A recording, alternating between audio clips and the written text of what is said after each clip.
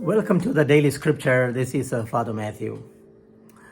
Our discussion on Jesus' bread of life discourse continues. Jesus said, I am the bread of life. This is one of the 7 I am statements of Jesus. The other 6 are, I am the light of the world. I am the gate of the shepherd. I am the good shepherd. I am the resurrection and life. I am the way, the truth, and life. I am the true vine. Today's scripture, John chapter 6, verse 51 and following says, Jesus said to the crowds, I am the living bread that came down from heaven. Whoever eats this bread will live forever. It means Jesus came to give life to mankind. He is to the soul what bread is to the body. Just as bread feeds the physical body, Jesus satisfies the spirit of those who believe in him. In fact, Jesus did not come into the world mainly to heal or give bread, but to be bread. He said, the bread that I'll give is my flesh for the life of the world. But how can one be bread or wine? How can one give his body and blood as food and drink? The scripture says, the Jews quarreled among themselves, saying, how can this man give us his flesh to eat? The Romans also got confused. According to the 2nd century Christian apologist Justin the Martyr and Athenagoras, the Romans persecuted Christians, accusing them of cannibalism. They mistook the Christian belief in the real presence of Christ in the Holy Eucharist. Probably we too murmur, we too quarrel like the Jews and the Romans.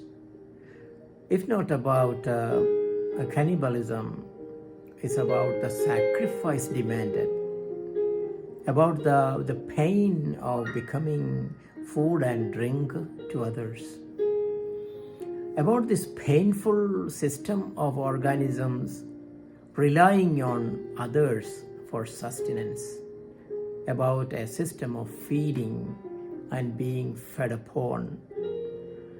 Can't we have a better system that does not cause pain?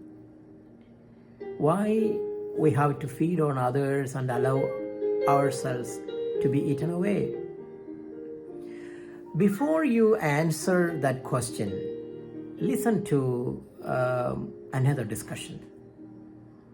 It is said that the earliest signs of civilization began as agriculture and animal husbandry during the Ubaidu period, which is between 6500 and 3800 BCE, before Jesus.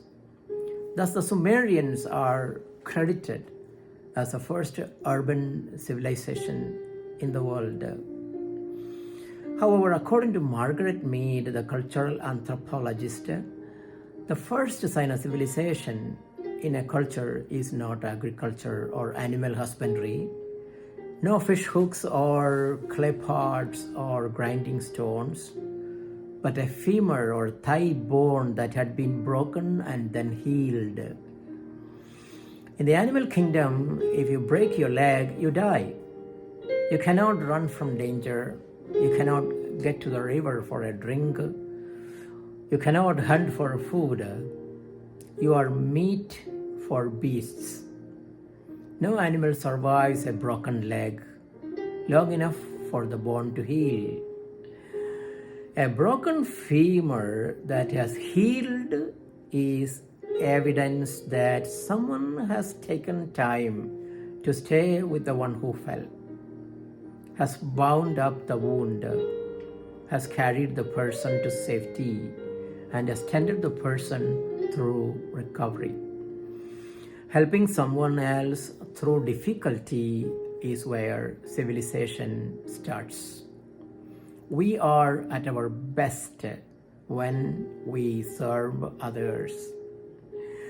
If that is the case, who is the most civilized one?